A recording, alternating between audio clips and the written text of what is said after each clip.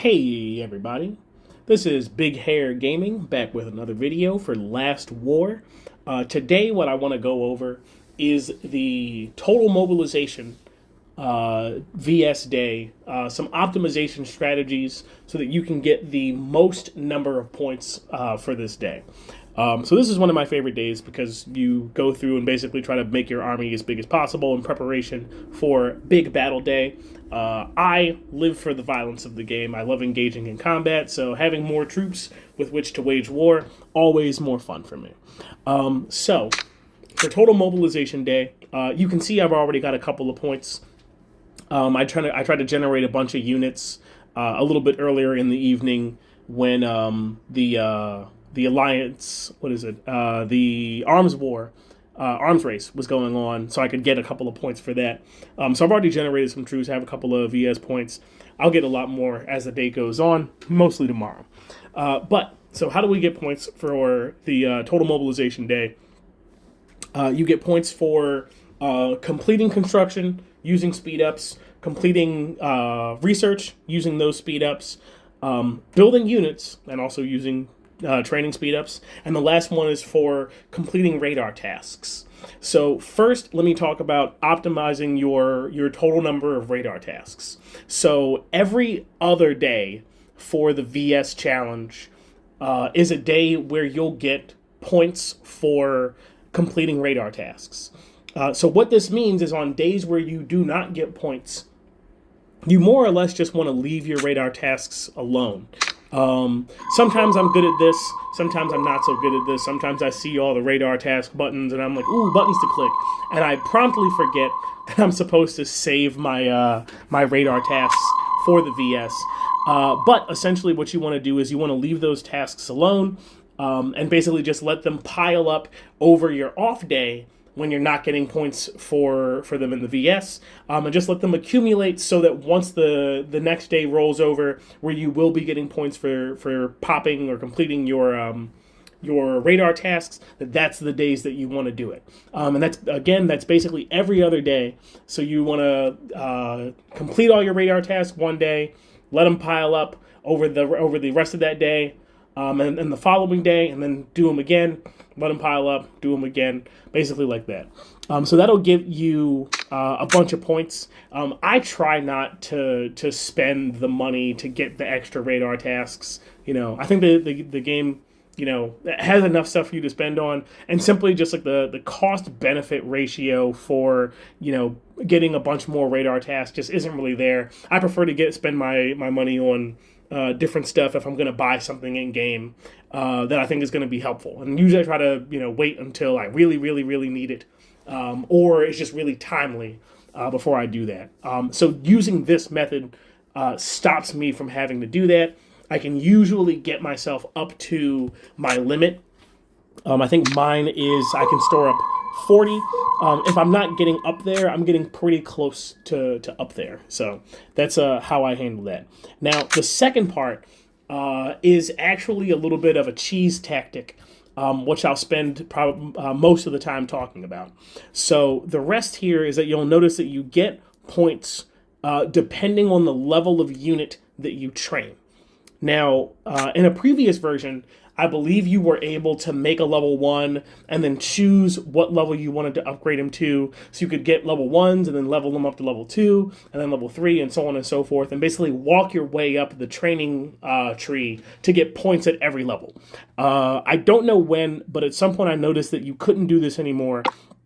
And so now when you create units, they have to, and you promote them, they have to be promoted to the highest level that barrack is capable of producing.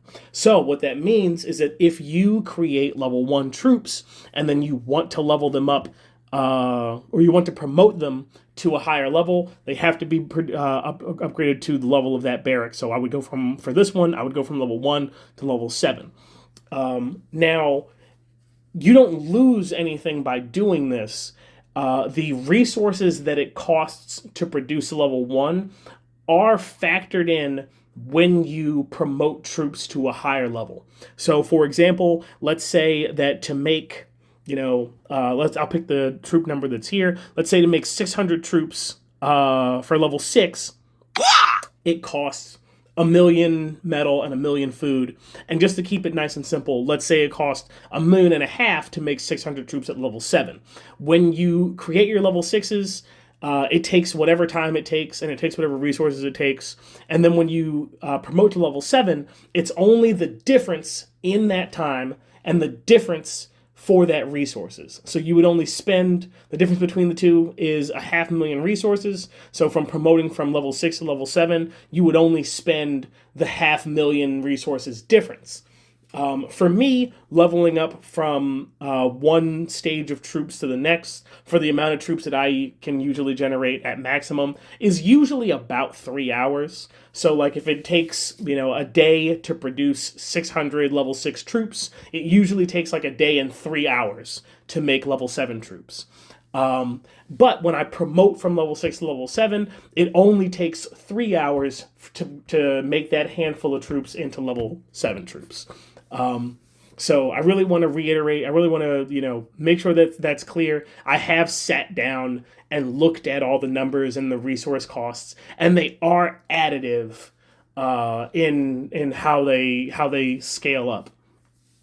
So to say that, the ones that you already spent are taken into account when you promote, in short. So yeah, that's a really big thing to note. So what that means is, so when we do this strategy of promoting up the stack, is that we're not losing out on time, and we're not losing out on resources, which means, at least to me, that this is a totally safe strategy to do. Now, there are some drawbacks. I'll get into that later. So the level distribution that I have for my barracks here is that I have level 22 barracks, level 24, a level 27, and a in production level 28. It's currently level 27. So these two level 27s can produce level 9 troops. This level 24 can produce level 8, and this level 22 can produce level 7. So what I usually do is I'll let the level 22 produce my level 7s. And I'll make as much of those as I can, and then I'll use my next barrack to promote to level 8, and then use the top 2 barracks to promote to level 9. And then what that does is that all the way across our generation stack is I get points for producing level 7 units, then I get those points for producing level 8 units, and then I get more points for producing level 9 units, all with the same 600 or 700 troops, however many that I'm able to produce from the get-go. So that's how you can get a huge amount of points built up by just using essentially the same amount of troop generation. So we'll go into some other strategies for optimization.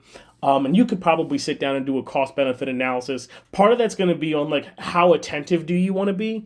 Because like for me, these generations are like a 3-hour gap apart. So what I might normally do is just, throw some troops in and say build for 24 hours or something, and then kind of be done with it. And then I get my points, and then that's easy. If I'm willing to be a little bit more attentive, I can set like an alarm and kind of come back every 3 hours to continually move those troops through the pipeline. So they're moving from, my lowest barrack to the middle barrack to the highest barrack, progressing up the stack that way, and so I'm optimizing my points. So the number of points that you can get from doing this strategy is really like how much are you willing to commit like that day. Like maybe you don't got nothing going on, totally not a big deal to pop back on the game periodically and just kind of mosey up and get as many points as you can. Other times where you're a lot busier, you might just jump on during the arms race, throw in some 24-hour build stacks and then call it a day. It's like that's totally fine too. With this strategy, times where I've been particularly tenacious, I haven't really had any major problem getting up into the higher chest ranges for getting my unlockables for the day. Definitely, you do have to do some combination of keeping your radar tasks growing on the off days, combined with doing some of this troop training cheese, I'll call it. But between those two, I can usually get up to the 7,200,000 points that I need to get my top level VS chest. But that's pretty much the strategies that I employ to try to get as many points as I can for the total mobilization day. So yeah, if this helped you out, if this gave you some new ideas, feel free to drop a comment, drop a like. How many, if you try this out, what's the highest number of points that you were able to get by trying to optimize your research tasks and doing your builds in this way? I probably stop pushing once I get my highest chest. So I've never tried to see how many points you could get in a single day. But if anybody out there tries it, feel free to drop a comment, let me know. But yeah, thanks for listening. Thanks for watching. Have a good day. Feel free to hit that like and subscribe, and I'll see you next time.